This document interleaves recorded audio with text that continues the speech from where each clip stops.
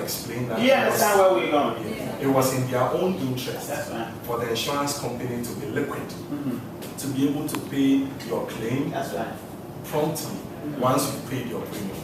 Hitherto, you could renew cover and pay just 10% of it, and the balance is outstanding.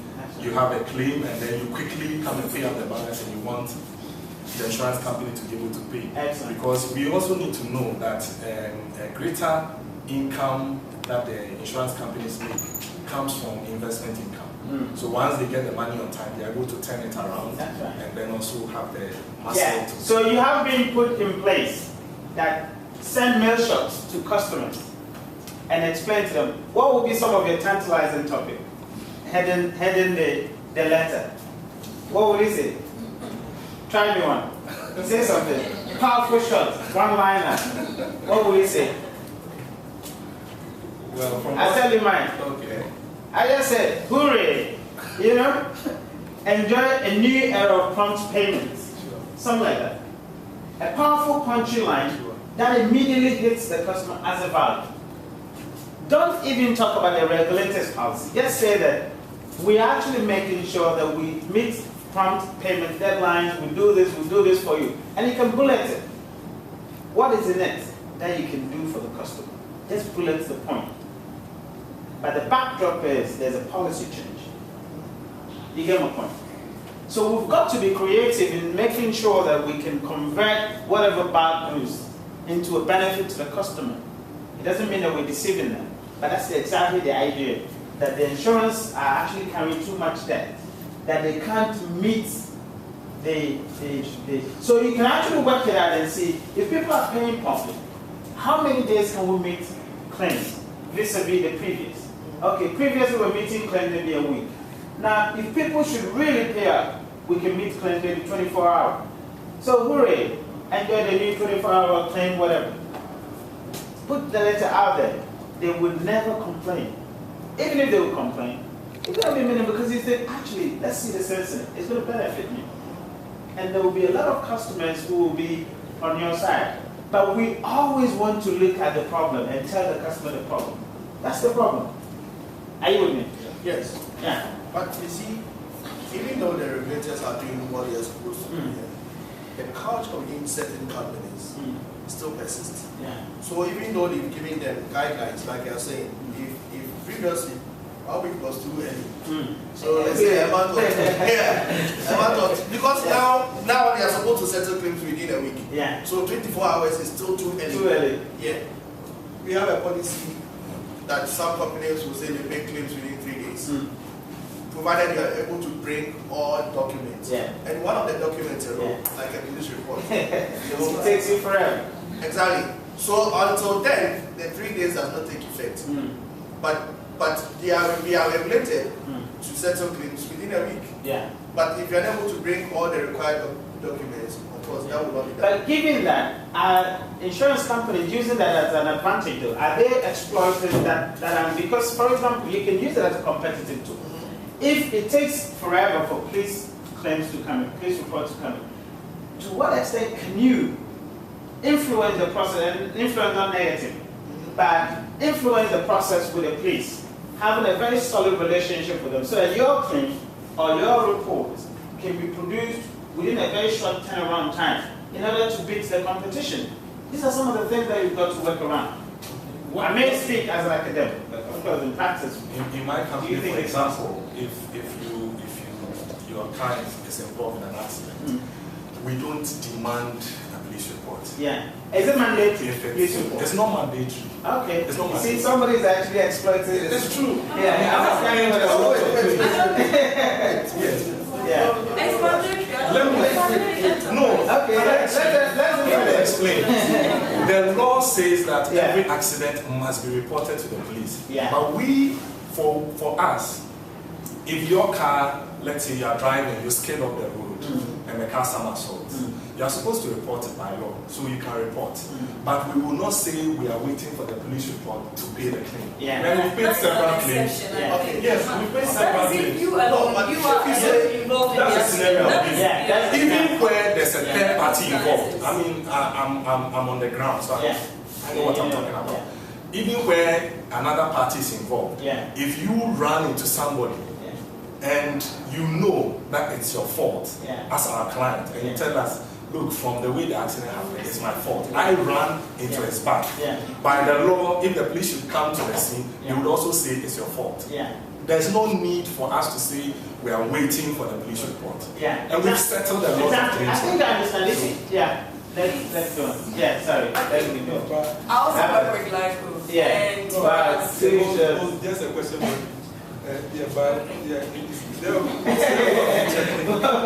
You're not on the floor. It's still on the floor. Is there a way for you to check the claim the person is making that there's an accident? Is there a way for you to counter check? You know, we have a lot of clients and we have relationships with them.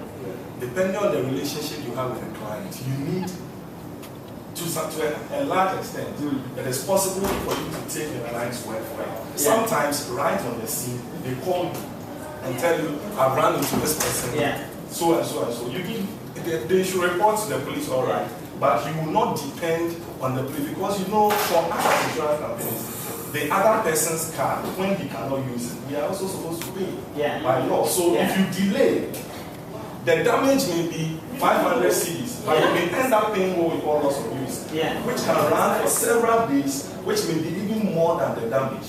So what are you offering?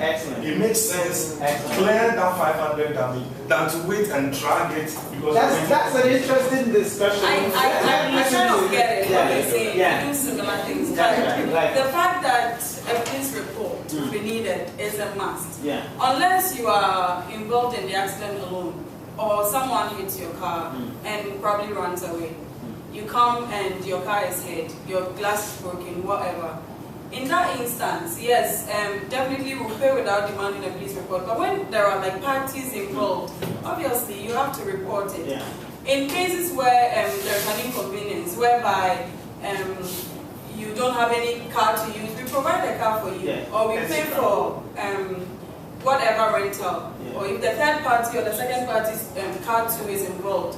I have a colleague of mine actually ran his car into the manager of Cadbury Ghana, whatever, Toyota Land Cruiser. The man was charging us like $300 a day for rental. And then we paid it for like 10 days because the car was at Toyota for 10 days. We paid it for 10 days. And so if my colleague didn't have a car, we provide a car for him, especially when you have a obviously comprehensive insurance. So definitely if there are no other people involved, yes, police report can be sort of waived off, but a police report is really a must.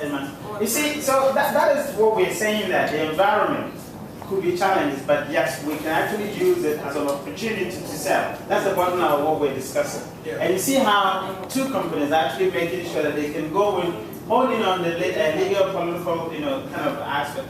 Would we say that this directive, for example, the Bank of Ghana directive, which of the environment would you say? Legal policy, legal, socio-economic, or what? Legal plus economic. You see. So when you actually examine, for example, when you're actually writing the exams, and you have to be asked that question, these are some of the things, practical things I expect you to write. That's right. You get it. So how do you explore the environment for the benefits of the business and then project the value to the customer? Are you with me? So these are some of the things that we've got to look at. And I think it's a very interesting discussion we've had. And I'm sure that we actually, bearing in mind in our own scenarios, we can actually apply them. So, well, learning outcomes. We're going to understand comprehensively the key influences in the marketing of financial services. Appreciate the importance of environmental scanning. Why do you have to scan the environment? How do you scan it? Of environmental scanning in the marketing of financial services. Integrate the stakeholder perspective into environmental scanning. So, we're saying that that's what we've been discussing. This is changing marketplace. We talked about what? Technology. I think it should be in it. But let us look at it. Industry consolidation. Industry consolidation. What are we looking at? I mean, what are some of the signs in the market?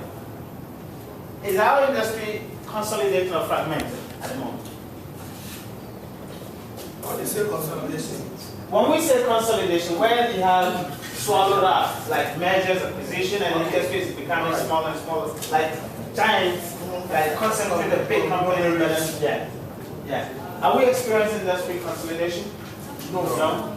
I think most of the industries are in Ghana now. The financial sector is much more fragmented. All right, much more fragmented. So yeah, when you have a fragmented industry, what are some of the challenges you have? When we have fragmented industry like we have.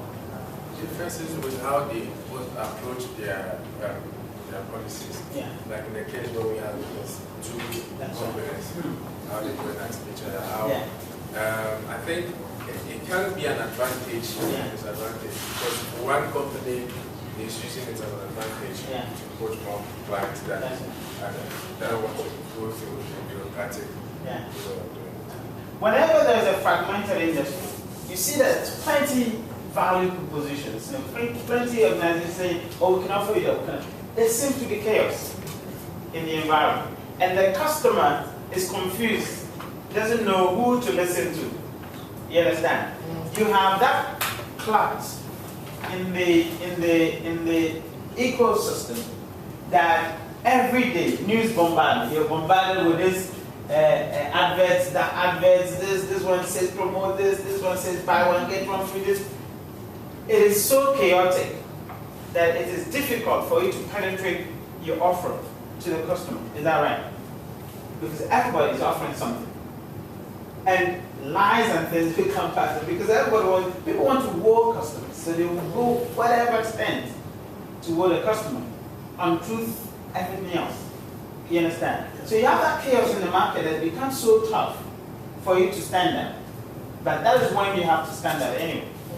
Because in that chaotic mode, if you're able to provide exceptional service, beyond par, the customer tends to stick to you because people can't retain beyond 7 offers. You understand? Customers naturally can't retain beyond 7. I mean, especially when it comes to financial services. I mean, if you get a salesperson giving you 7 insurance offers, offer 1, oh, you can do it, you can offer the offers. How many can you really absorb? You can't absorb beyond 3. You understand? So people do selective, kind of approach. They select the few that they can stick to, and then stick to it. Are you with me? Yeah. Whereas when you have a consolidated, few corporate or few companies like controlling the chunk of it, usually there's sanity, but then again there's exploitation because people think that you don't have a choice.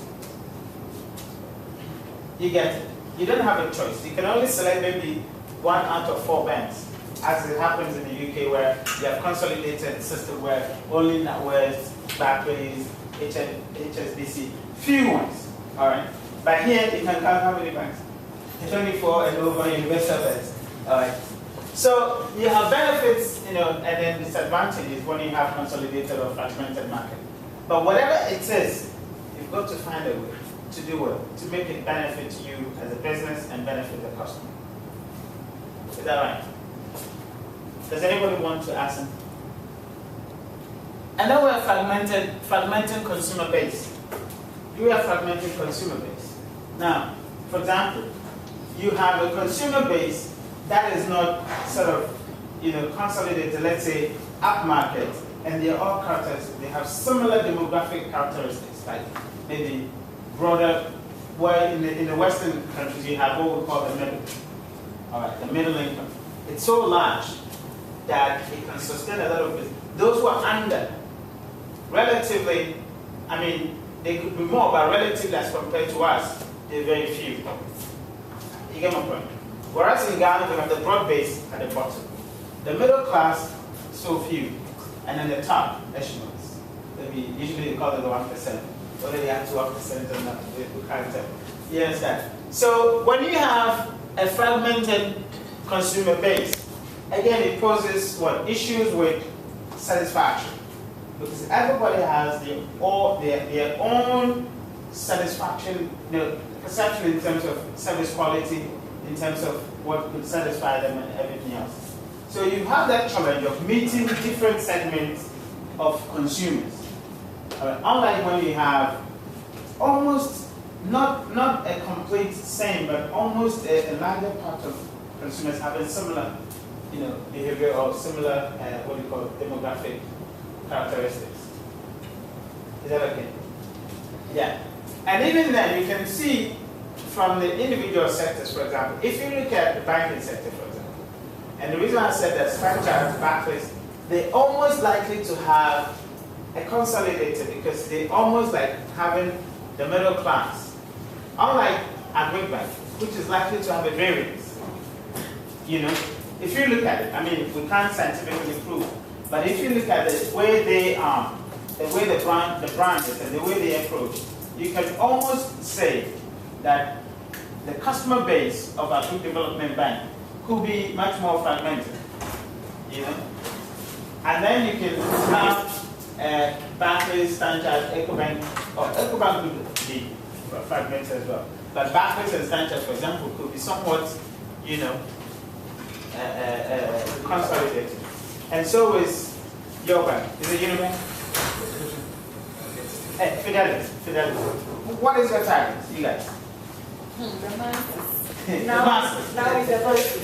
Oh, so you're competing with a direct commercial? Or who is your direct competitor? I mean, when you go into strategy room, who do you say we're targeting? EcoBank. Yeah. He's always looking at EcoBank. Yes. Yeah. Glyco, who is your competitor? Enterprise. Right there. Right there in front of you. My eyes on you. See? My eyes on you. That's how it is. So the market structure, you need to understand the environment. You need to understand how the structure, the consumer base is. You need to understand how the competition looks like. In order to what? Understand the strategy that you can implement or you can fashion out to meet. Consumer trust. Big issue here. Can somebody tell us now the characteristics of the consumer in Ghana now in terms of trust? Are we much more trusting, or are we sort of apathy, like apathetic to systems? There's a theory that people are becoming or grown into that apathy, that institutions, are becoming much more like an antithesis. Like we don't want to hear the word institutions now because we think they're exploiting the other. Is that a sense that we get with the Ghanaian market? Are people kind of shunning institutions, or we are becoming much more institutionalized? Or do you get it? Yes. What's happening? Maybe we've accepted the way things are. Yeah. I'll give you an example. How I defend you, because people are more becoming informed. Yes. There are, lots of adverts. Yeah. The media is also, every now and then looking out for information and bringing out alternatives. Yeah. And so if you are somebody who is used to one thing all the time and then you hear the other alternative, you tend to move. Yeah. Especially with the telecoms industry. Yeah. Several times you have issues with a particular, telco. Yeah. But then move to the next one. Yeah. And you realize that The value is the same. it's the same, of course. Yeah. But you see, the kind of satisfaction that you get depends on the individual. Yeah. Because, Yeah. somebody's satisfaction is just moving from one place to the other. Yeah. That satisfies me. Because you just want to show them where power Yeah, exactly. Another person wants to enjoy a particular promotion. Yeah. What if that ends? Fidelity, when you did the Big 5-0, what happened? Did you guys get a lot of customers? Did it work? It worked, but You didn't meet the chance. Yes. Because I understand that once Stanley did that switch thing, it was massive for them. Yes. They hit the target. But yours was. Yes, but because it was basically giving out loans. Yes. You mean for Stanley? No, yes, for Stanbic. But for us, it was just deposit popularization. Yeah. And where there's revenues that people. You see, the institutional trust, the consumer trust, actually, it's derived from the understanding that people are becoming much more postmodernist. And postmodern is much more of a, let me explain that, philosophical. We're saying that people are now thinking that if they have to give their monies, that is their consumption, or they deal with a particular institution for so long, this institution becomes so big that they start throwing their weight about and not being responsible to the consumer. As a result, people are now becoming used to kind of dealing with you in piecemeal and then making sure they don't stay with you for too long because you take their custom for granted. You get it? So most business, most company, consumers, especially those who are postmodernist oriented, think that they don't have to have loyalty programs with you. They don't have to have relationships. The whole concept of relationship loyalty thing is antithetical to them. Like they're not comfortable. All right. They rather want to deal with maybe some small businesses who are responsive to society, who maybe can support the livelihoods of underprivileged. So maybe one-man business, he thinks that once he buys it, he's actually sustaining that man or that woman and the family. That mindset is what is actually taken in most of Western countries. That consumers are shifting towards smaller businesses, family type of businesses, other than the big corporate people who they think are misusing their money and then throwing their weight about. All right. So the argument is that there's no longer consumer trust, or if there is, it's waning. They suspect businesses. That businesses will do anything to what? To win the customer, to get the consumer, buy into a particular thing. How do you think, or what do you think you can do? Should we find ourselves in that situation in Ghana? I don't know whether we are or we're not. Should we find ourselves, or should your business or your company find that quite a lot of customers are not trading with us maybe 1 year, 2 years, they move on. And then you find out that it's about trust issue. How do you try to combat that? Consumer trust. Of course, we can talk about the product quality and making sure that they enjoy. You're doing all that perfectly well, but the consumer doesn't want to be in relationship with you. What do you think you can do? And it's because of trust? Yeah. I have an experience that my company has. Okay. Maybe those companies, their staff or their workers have to come down to the level of, they should be seen as they are on the same level with the customers. Yeah. But they're doing that. So my question is, they're doing all that, but it's just because of the general apathy to system.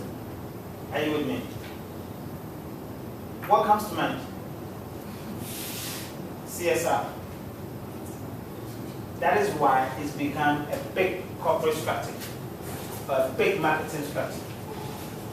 All the fanciful things we hear about CSR is because of that. Consumer trust. Are you with me? Especially in the UK, when the big banks were paying big salaries to their CEOs and things. Customers were angry and they had a backlash. So what did they do? They started breaking the bank into pieces and the investment branches, and they started doing much more corporate things, corporate responsibility stuff. All right, just telling people that we're responsible. So just to win back that consumer trust, you've got to go big time on CSR. But that is not to say that use CSR as a camouflage. Let them see the genuineness of you caring. All right. I know Barclays used to have, and I think they still have this citizenship as a CSR project, where even their own staff, they raise funds for their own communities. And I know this whole idea about financial inclusion. Most of you might have heard those terms in the banking sector, financial inclusion. What is it about? It's making sure that the society, whatever they are, whatever level they are also included in the financial systems. Because to be honest with you, banking hall is one of the most intimidating places you can ever live. Especially when they used to have that cubicle. The banking hall is intimidating, especially for most of our mothers. For me, I know my mom can never enter a banking hall. Because of that, obviously, she's not educated. So you find these financial guys, wizards, and then you know, sitting in front of them alone, it's a little bit scary. You know, because no, as human beings, we don't want to look stupid, listen, no matter your level. You don't want to be disgraced, you don't want to be... So when it comes to financial institutions, even the big guys, so-called professors, they don't understand financial figures, most of them.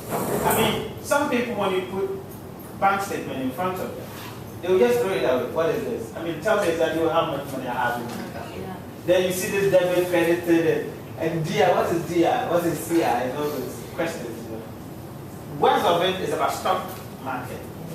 People can't just get it. What is it about this stock stuff? And then they come and say, oh, when you buy a stock, this, you get it. What does that mean? The terminologies alone kills people. You understand? Base rate. What is base rate? You know, so I think that the disparity in terms of the asymmetry in terms of knowledge actually makes it difficult for people to have that, you know, kind of to avail themselves to financials or to the financial system. So you've got to find a way to include all these people, all right, to make sure that you give them the kind of education that they can have, so that when you give them the loan, they will know how to use it judiciously and then pay back to you. So financial institutions are now taking up those responsibilities. It's not about giving you the loan, but it's about making sure that you judiciously can use it. So what do? We have to give you financial education. You understand? You have to give you some kind of base training to understand how to use judiciously a loan, because it comes with World Bank or IMF conditions. You know, if you drink beer twice a week, you've got to cut it down, right? You know, you can't have that loss. So they've got to teach you how to manage it judiciously. So that's why we're actually talking about all these financial inclusions and all these terminologies that are flying about as a CSR approach. Anyway. A new strategy, especially for the insurance, and I'm sure I've heard you guys say, people had a perception that, oh, as for insurance, they're almost corrupt people, they cheat big time. Why? Because you pay 100 years, kobo, you won't get. No. You understand? People were becoming worried in it. If they had their way, they wouldn't pay. But it's legal. You know, you have that obligation to insure your car, to add all the police. The police will harass you on the way, so to speak, if they would. Yeah, I remember I was going to my village in Takada, and I picked some two ladies in town. I'm from a fishing community in Takada. So I picked these two ladies from car grants, yeah, and I said, oh, what financial are you putting in? I said, oh, and then I said, can you put on your seatbelt? The other one said, oh, the police will know you.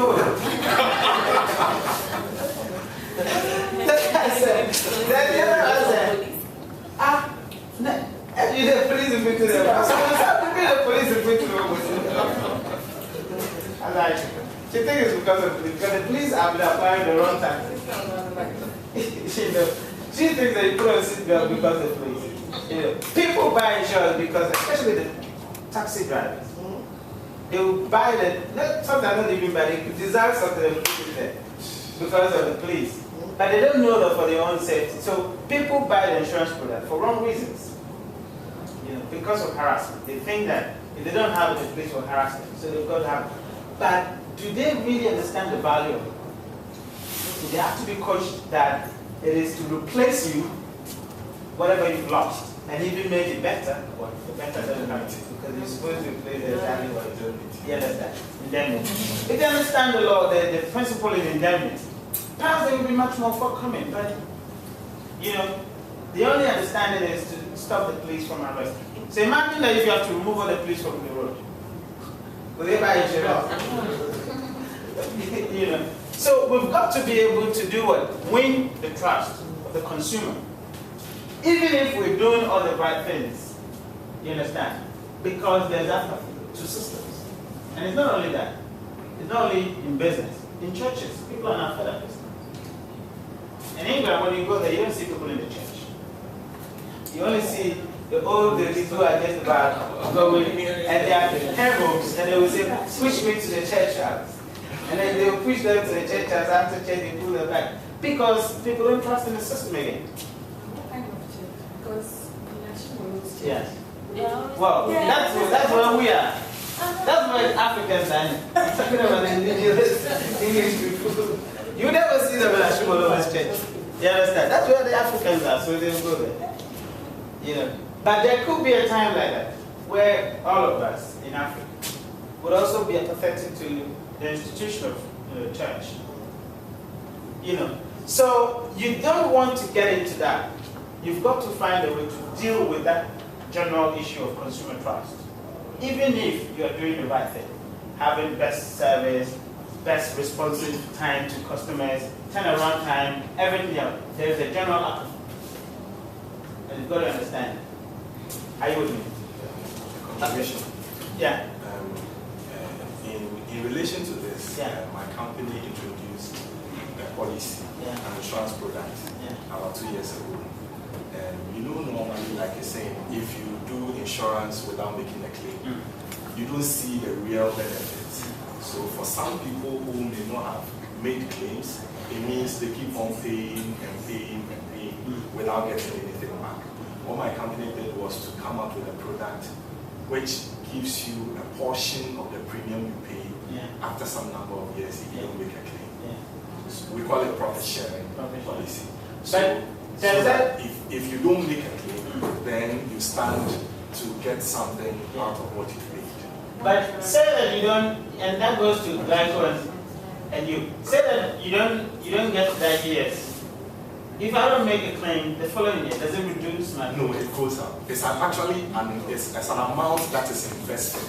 So it keeps compounding. We have a chart. We'll show it to you. At the end of 3 years, there's the amount. 4th year, there's the amount. The chart is clear. But what I'm saying is, say that you haven't gotten to that stage where you can share with me. Okay. If I don't make a claim, I join AIC. If I don't make a claim, first, the second year, do you reduce my premium?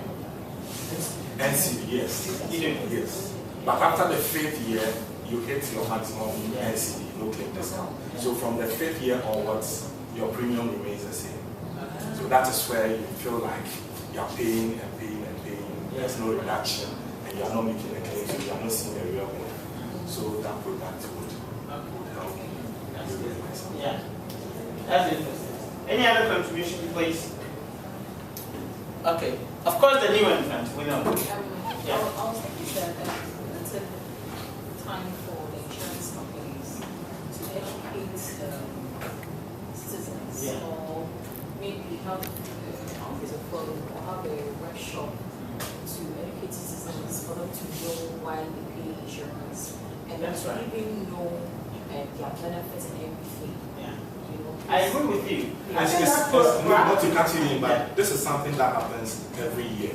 It's organized by the National Insurance Commission because we pay 1% of our income. Every insurance company pays 1% of our income to the regulator, and they do these training programs across the regions on radio and on TV. But apart from the natural centralization, do you take that proactive measure whereby on occasions you inform your customers by either mail shots or by maybe annual general meetings or together, something to sort of let your people understand? Okay. I can only speak for my company. What we do is that we do client appreciation seminars where maybe for the branches in your enclave, you organize some of your clients, they come together. You take them through various insurance policies. They need to have those policies. And if they want to make claims, what the steps and the procedures to follow, and to be able to make claims. If they have any questions, if there are any problems, we invite some of our senior executives, including the MD, to sit in some of those seminars. So the clients also interact with them. They know they don't have access to only you, the branch manager, but if something goes wrong, they can even call somebody as high as the MD. I'm saying clients, so it's a cross-section. It's a cross-section. Retail clients, corporate clients, individuals. You see, the business of insurance, it's just like doing a friend and sitting in class as we are discussing. until we have exams, most of the things we are discussing we will not understand. That's when we sit to understand, read the thing ourselves and then understand. But until we have exams, we will not sit down seriously. I understand what you're trying to say. What I'm saying is, when in insurance, it is only when you have claims that some of the issues hit you. Yeah, because that's when you will sit down to listen. Because when you want to buy, okay, you are in a hurry, what you need is your insurance. How much is it going to cost? Your aim is to negotiate for the least one. And then that is done. For us, we are brokers. So we tend to explain what LICO is giving, what Enterprise is giving, what Vanguard, SIS, whoever, and then we put it across for you to make a choice. And then after you've made your choice, we then go down to look at what can be done best for you to suit your needs, and then we give it to you. That is when the education comes in. So one-on-one we do it. On a large scale we do it. If you are having a presentation, and then the annual year programs, like we are saying, that is from the mainline insurance industry. Brokers also do it. We have the life insurance, they do it, the health insurance. And so the education is there. So attitude thing is there. Because when you are telling the person, until the person has suffered loss, you won't understand what that is until listen. But that's human, because see, whenever benefit is distant, we don't pay attention to it. And that's exactly what is also happening to the political parties. It's difficult for you to tell someone, why is it that you're doing a project in Tamale that benefits them in Segenitaka? Because the benefit is too distant.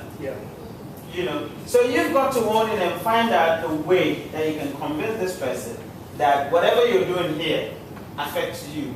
Or, in your case, for example, the insurance case, why should somebody think of buying maybe is it funeral or whatever insurance or what?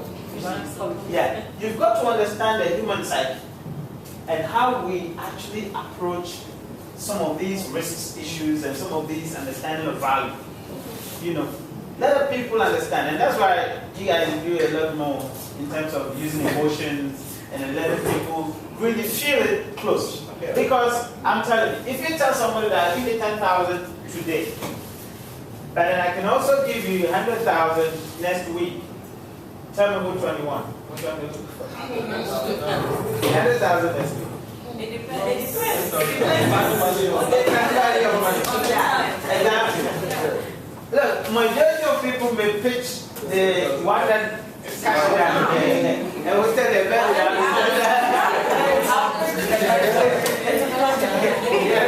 cash down. So all these factors actually come in. It's social, it's human factor. So it makes it difficult for you to sell the financial instrument in total. These are some of the difficulties. So you've got to understand the psyche, the behavioral aspect, attitudinal issues, and then factor that in your strategy. Otherwise, it will be difficult. And let's go to new entrants. What can we see? Tell me, new entrants. What are you looking at? Competition. From where? Competitors. But you see, the crucial thing is that we no longer see competition outside direct, like Enterprise, Vanguard, or your broker. No. See what is happening. Telcos doing insurance. That's right. You see, the terrain is different. So you see how technology is actually kind of influencing, it's exerting the questions. Not necessarily coming out from your direct competitor, as you know. Airtel does insurance. No, but it's in collaboration with an insurance. That's the point, but they do it. They gain competitive knowledge. At the point they could set up an insurance company. Like what happened to Apple and Samsung. Samsung was never producing smartphones. They were only doing the semiconductors and things for Apple. When they gained that competitive strength, when they got to know the know-how, they said, my friend, because hey, bang. You get a point? So they do it with an insurance company. At a point, they may want to go solo. You get it? So the competition, in terms of new entrant, is so dynamic and so different from what we used to know. And even now, you have most of online businesses springing up.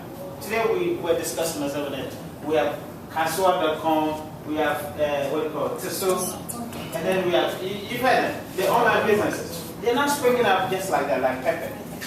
You get it? Tomorrow you're going to have a solely online insurance company. Just like what happened in the UK when Direct Line came out. Big time, it changed the industry. And then Shelley's sprang up. You know, Shelley, Sheila's, whatever. There's an insurance company that's called Sheila's, I've forgotten the name, but they had some plush kind of advert. It's insurance for women. It was a game changer. Yeah. Sheila's Wheels is called. Sheila's Wheels. It was a game changer because they realized that they did a research and realized that women were careful drivers. Only their problem was reversing. So long as they didn't reverse, they're fine. Sheila's Wheel hit the insurance and it was a game changer. Most women drivers went there. To the extent that even blokes were actually telling women. Because they were getting cheaper premium. You know? So you realize that the competition or new entry actually come from unsuspected areas. That you'd be surprised. You understand? These days, insurance companies are doing a lot of things, banks are doing a lot of things, telcos are doing a lot of things. So you may not necessarily get competition from your direct competitor, but from elsewhere. You understand? Then you never thought that. So we've got to be sure that we understand the environment properly to strategize for it. Are you with me? Okay. So the changing financial services industry, like we were saying, banks selling and underwriting new products, insurance and all that. Those days you hear core competence. You remember? There was a time where companies were saying, oh, we want to concentrate on core competence. The game is changing now. People are now swaying towards other competences that are not core to them. Why? Because of competition. You know, a lot of things are eroding, and so you've got to, then they have one-stop shop, and they say, oh, we want to provide you everything. What happened to the core competence kind of idea? You know, it's gone because of competition. You know, offshore outsourcing has changed the economics of service delivery for financial services firms. Is that true? Offshore. Maybe it may not happen to us. I mean, or some of you, the big guys, may be using offshore, you know, call centers and all that. People now can deliver product 24/7. They can deliver claims 24/7. Gone are those days where 5 o'clock, you call, oh, sorry, we're closed, call back tomorrow. It's not happening anymore. If you are using that old system, be sure you go under. Because if I call you after 5, because I work, maybe I can only use my phone after 5, and I call you and you say you're closed. My friend, you don't see this. You understand? Look at that setting. People can only go to banks, maybe at their lunchtime. And then you get there and then they say the teller is gone for lunch as well. Does it make sense? It doesn't really make sense. Sometimes I just get so what? Knowing that people use their hours like this to go for, so even if your teller will go for lunch, schedule it in a way that you always have people in the teller. Because look, if people come to the bank, the banking hall, and 2 tellers are empty, it tells you that you're not serious. So you've got to fill it. Make sure that it's always full. So people don't see that my veteran has a You get it? Make sure that you make staff available to fill. If you think it's going to be a problem filling that 4 or 5 teller work, scale it down to 3. You don't have to let people see empty chairs. You know, it says wrong signal that you don't care. Create the impression that you can provide that service and it's not there. That's the thing. You get it? So we've got to find a way to make sure that we are delivering and people are seen as delivering. So you have offshore impacting big time. And then again, customers or companies can actually slash prices because of offshore. They get cheaper labor from India, from China. So who told you that interest rate is 30% or 40%? I can give you maybe below the industry average, 50%. How could you do that though? Yeah, our call center is in India, or our BOP, you know, the back office processes, is actually being done in India, so we can have cheaper prices. That's what is happening in this industry. You know. Yeah, So, I think I agree because for us, our call center is in Bangalore. you see? Yes. But when you call the number, it's a Ghana number, right? Yeah. But the people you speak to. That's right. Yeah. Yeah. And then for even the staff, if you have a problem with any of your password, it's Chennai. Yeah. So until you go to You go to Chennai, you contact Chennai, you cannot. That's right. Yeah, you cannot have your system back. Yeah. So they have outsourced all these things. Yeah. Because there it's cheaper. Yeah. Exactly. You see, I remember that brings me. I remember when in 2000, you know the credit crunch, 2008, when it hit. It became personal because one day I went to, I was working with T-Mobile, and they said they have to kind of lay most of us off. What? Because you hear this in the news, and you know, credit crunch, these banks are folding, these banks are folding in America. Oh. So one day you go to work and it's in your face like this. They say, oh really, the thing is happening. You know. Well, because Dutch Telephone, which owns T-Mobile, decided to site the offices in what do you call this? Finland. No, not Finland. One of these countries. Philippines. Because it will be cheaper for them. And you see, in the UK you have laws that you can't force people out. They have to take voluntary, exit. And then you give them some money. You calculate how long they've worked in. They call it, forgotten this way. There's a policy. So, in order for us to take they prepare the packages and they will call you to meeting, tell you that if you don't want to go, don't worry. You can go to Philippines. they are prepared to take you to Philippines. You can imagine. So long as they can do that, they satisfy the law. If they give you the alternative side, imagine that you are in Sheffield or in London, and now they say they're taking you to the Philippines. Do you want to go? So they actually say, okay, don't worry, I'll take the hit. You understand?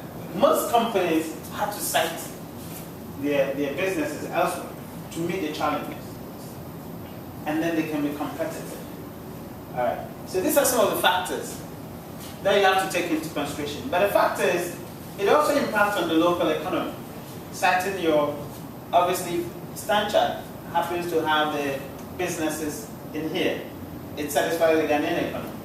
So what happened was, it came to a point where citing of businesses offshore became negative. Because consumers in the US and the UK especially started hearing foreign accent that were so strange to us. Even some of us when we speak English say, are you in India? I said, really? You sound like an Indian, right? And he said, can you please put me to somebody who is in London? But it was so stressful, huh? Very, very stressful. So companies started having the backlash. So there was a turnaround. People started using call centers based in UK as a competitive kind of thing and saying, call us 24/7, we're based in London. You get it? So again, consumer confidence, consumer trust. Because the thing was started offshore, they believe that the UK system is so robust that you can't misuse the account. So the fears came in that if your business is sited in India, somebody could play with the account. And that's exactly the reason why it's actually affecting us in Ghana and elsewhere in the West Africa. They don't trust us with the account. So you go and beg that you want to be a call center for a British company, and they say no. Why? Because 419. You get a point? So also has negatives. You can say that offshore can save you money. What about the backlash, just in case consumers become aware? So you know what businesses started doing? They started training those people in English and American accent. Yeah. T-Mobile started training the Philippines how to speak like Americans and how to speak like British. Intensive training.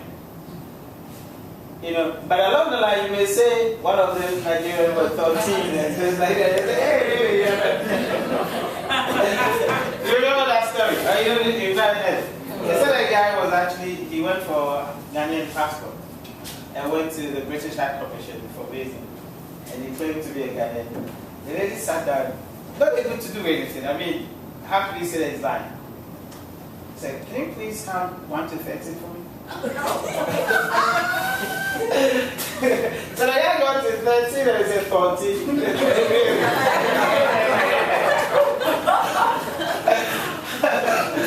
said, are you sure? The Ghanaians don't say 13. Yeah, that's the funny side of it. So yeah, you've got to understand some of these dynamics, of siting offshore. When people become aware of it, would it be negative to to your business. And again, would you be cited as not a citizen? I mean, not a good citizen?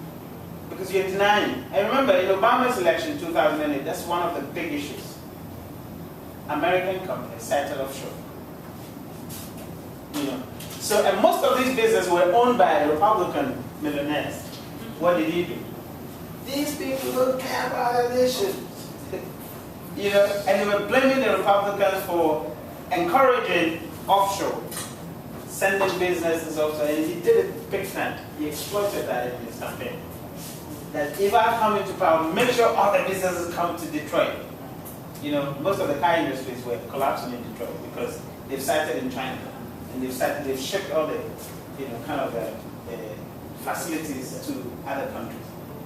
So that's why he picked what is the fight, Joe Biden. That's some of the underlying factors.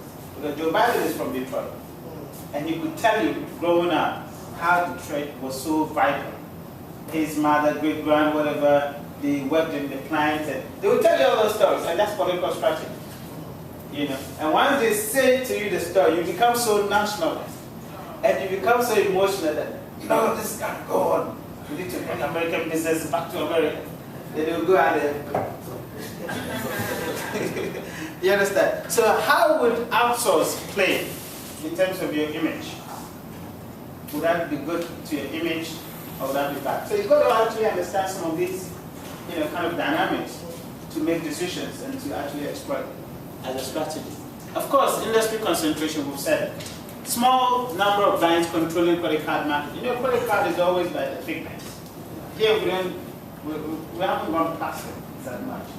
But when we start to go plastic, this will be the situation because they have the muscle to provide credit facilities. Because even when some of them abscond, you can still have the financial muscle to move through. So you will have a situation where only the big banks controlling the credit card market. Remember, the credit card market is such that whatever you abscond with, other customers are paying for it anyway. You understand? So it's not free money. And you have a small number of online brokers accounting for a large number of online stock trades. That's more of stock and things. But here, measures made easier due to regulations. Can we say something about it? How is the central bank making measures easier? Or is that really making measures easier? By raising the minimum capital. So we saw with good time in Nigeria, and now it's, I mean, they came here. As a result, some of them had to allow themselves to be swallowed up. Yeah, but this happened a lot. It's just it was a TV. Yeah. But you see, I think, just like we were talking about the other time, I think that in the next 5 years, like the guy said, things are going to happen. There must be a lot of restructuring. You know. Yeah. Because, see, we are exposed a lot, and especially when it comes to microfinance and then the savings and loan. I think that we are so much exposed. Now, the situations that actually happened in India, where people were taking their lives, and have you checked it? In India, for example, a lot of people, suicide issues, they've taken their life, both the supply side and the demand side. Most companies, most people own small businesses, small loans, you know, those kind of. Have taken their life because they can't pay the big banks. Because people, loan delinquency, people take, they don't pay back. And people too, when they can't pay back, they kill themselves.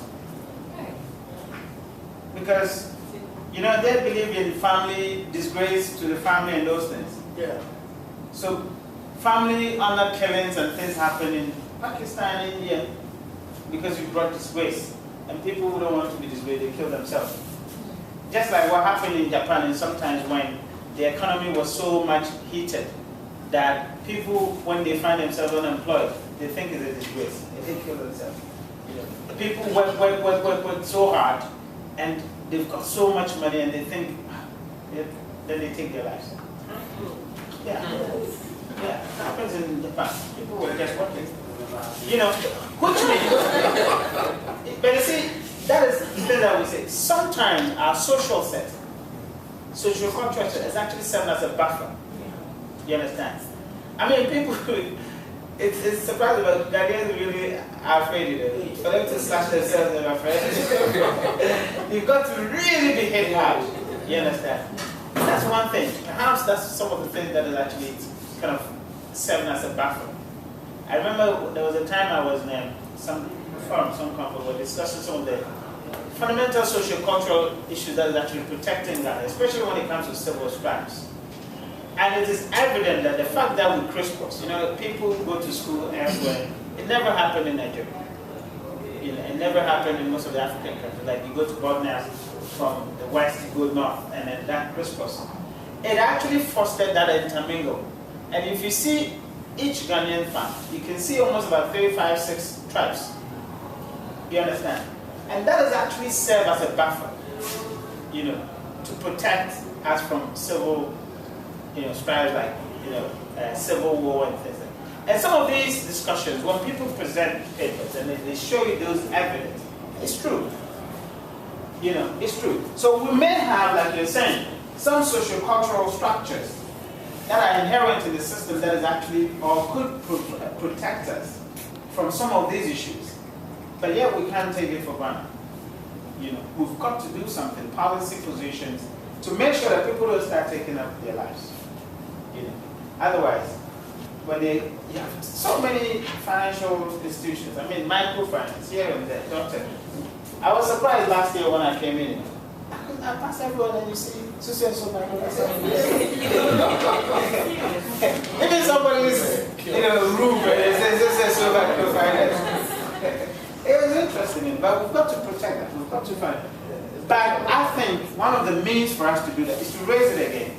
Let us experience mergers and acquisitions, so that the big ones can smart. But again, you can't do it over because then you are depriving the base. You deprive them. So we've got to have a measured approach to make sure that some of these, things, awful things, won't happen to us.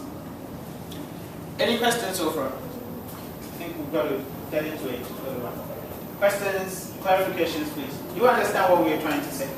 We're actually looking at the environment, the financial services environment, and how some of these environments actually impact on us, and how we can strategize for it. All right. So the last part that we talked about the social repercussions of some of these things, again, could be some of these issues about financial inclusion.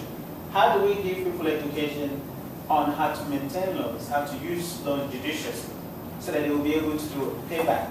I think the central bank could help the banks to do those training, so that people wouldn't find themselves in obscure companies and start taking their lives. That's one of the solutions.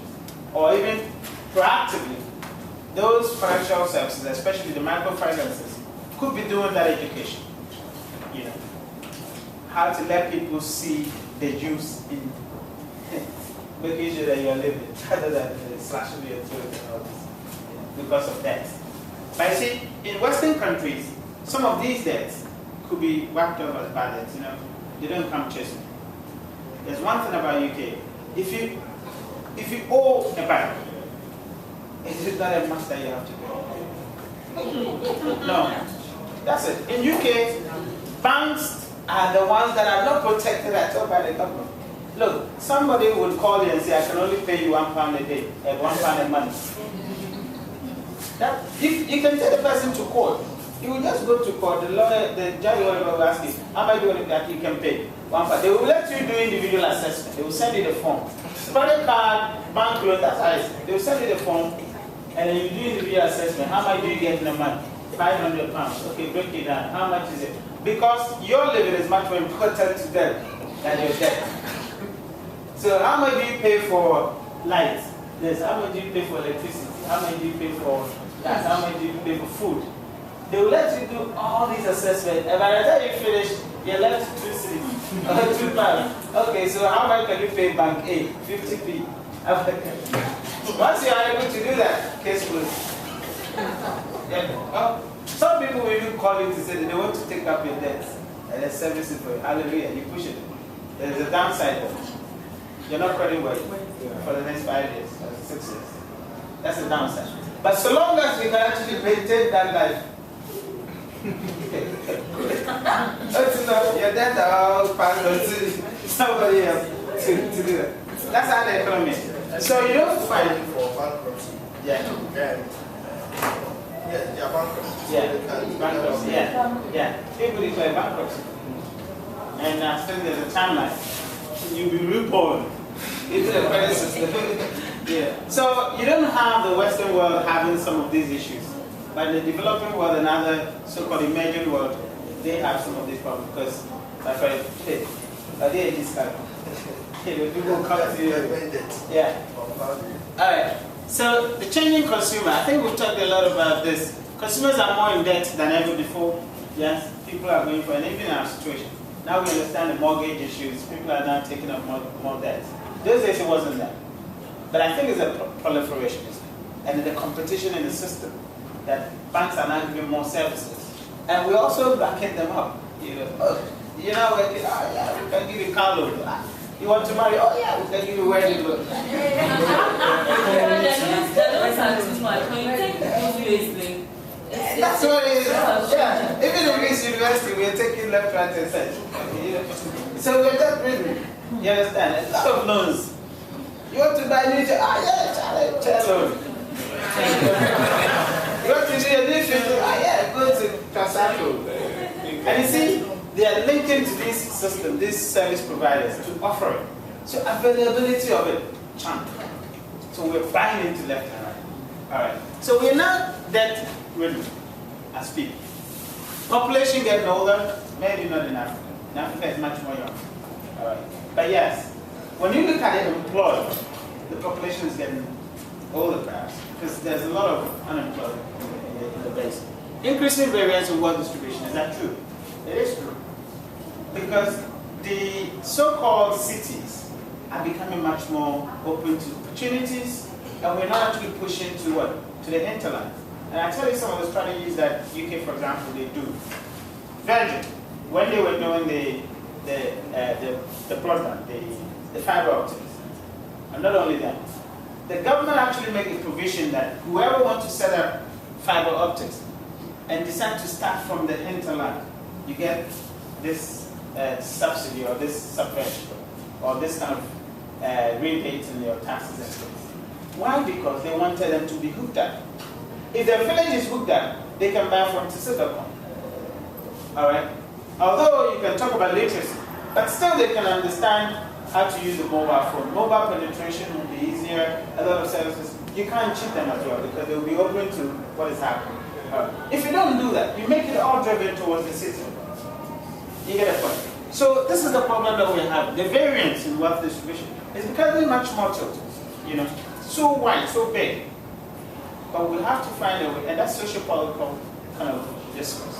How do we bridge the gap between us and then the underprivileged? It's an issue. And it's also an issue for business. Because if the variance is too tilted towards one side, you have a lot of customer base that you can't serve. All right? So how do you do it? You've got to find a way to make those happen. And that's why, again, the financial inclusion argument comes in. How do you make sure that these people are accessible? Approximately 70% of Ghanaian adults without bank account. We hear it a lot of times, they're unbanked.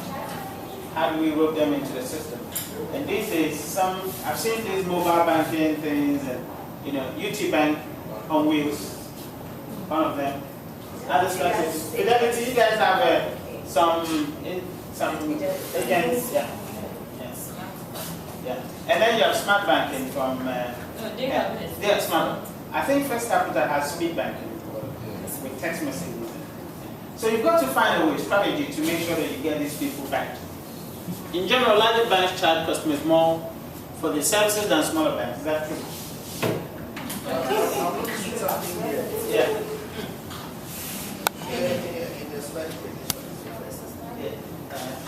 Yeah, I changed. This one was more of UK based and US. So I had to change the text. Yeah, but you have this text because I had to change the US examples and the UK examples. In fact, when I had to do a lot of research to find out about the banking situations, because I wasn't. Okay, we've talked about these, and but then we'll quickly wrap through. So we say the economic forces, interest rate, stock market indicators, and do these things exert pressure? We've discussed most of them. Interest rates, for example, if we look at the base rate, and today, I think yesterday, when the central bank had the press conference, they didn't change it. They maintained that. And today I had also TV3 interviewing me about whether I agree and what I think it was. But I thought it was a good thing, wasn't it?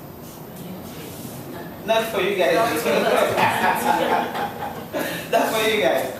But you see, the central bank in England has actually maintained 0.50 or 0.5 rate for almost what? So long now.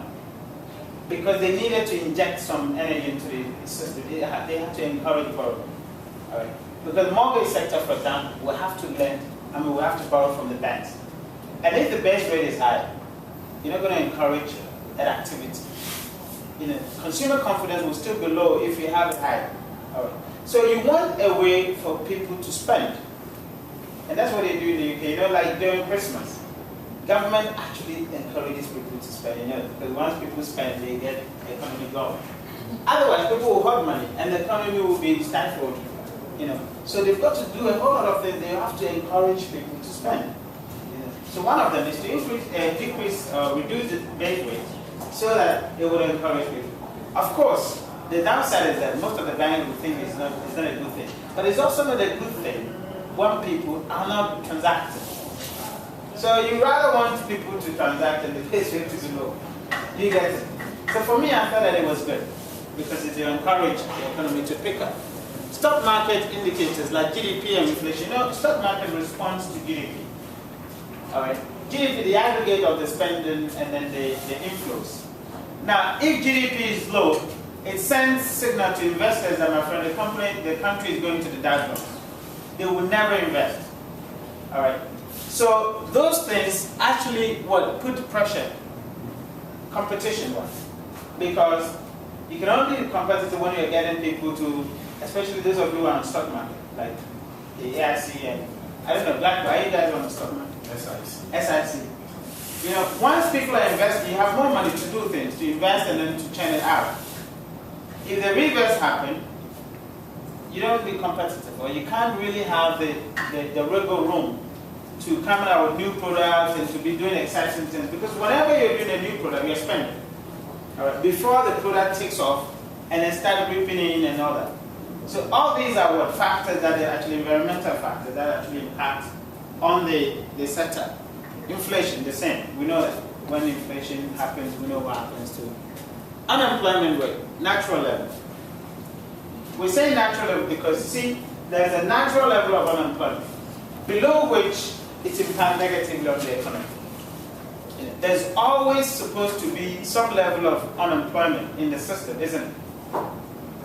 But there's always likely to be. Because when one sector, or it takes one sector to go down for the other sector to rise up. Is that true? That's how economics works. You cannot always have 100% everything working. Look at the postal industry, for example. When the internet boom came, the post services is going down. They have to strategize and adapt the new technology. All right? So the system is set that there's always some level of unemployment. But then it shouldn't go below the natural. Unemployment here doesn't mean the students are not. Those people who are seeking work and not getting it. It excludes those who are in retirement and we don't count them as unemployed. Or those students who are in active school, not leave, but the young ones. The baby ones in level 100. They are not part of the unemployed. But those who are up to job and then they're seeking, they're employed. There's always likely to be then, some of them in the system. Because economic kind of principle states that, it has to be, one has to go down for the other to be sustainable. So you have some industries that actually go there. In actual fact, if you look at the way inflation works, all right, and the way money depreciates, if we were to have a very hefty manufacturing base, this would be a good time for them when the cities depreciate. You know why? That's right, because it's cheaper when they export. Printing industry, the industry in Britain, the manufacturing sector in Britain, they don't like it when the pound becomes so particle is so heavy and so strong because it prevents a lot of people from buying. They ship and the goods are not competitive in the market. All right. So they rather want a depreciated part. You get it? So that's how economic principle works. Always something has to be done for something to be added. So you're not going to have, or you're not going to achieve parity. Never. So it exerts pressure. Because if you have unemployment, then companies have to pay more for the services of those who are the scarce resource, the scarce labor. So once you pay more to scarce labor, what happens to you? Your prices are up. So it exerts pressure on competition because then everybody has to compete on maybe cheaper or lower price things. And all this you have to factor it in order to be competitive in your pricing, in your everything else. Leading indicators like crude oil. Why is it important for us to monitor? Crude oil. It's the center of everything. When the prices of crude oil is that your fuel pump and everything else is affected. So it also has to be. So when you are scanning the environment, please don't think that the competition is only the thing you have to look at. And if you're advising your bosses, advise them on all these as pressures of the what do you call it? Regulation. We've talked much about them. I think I shouldn't bore you with all these. If you read them, I'm sure you'll come across all those things that we discussed. Anything else, please?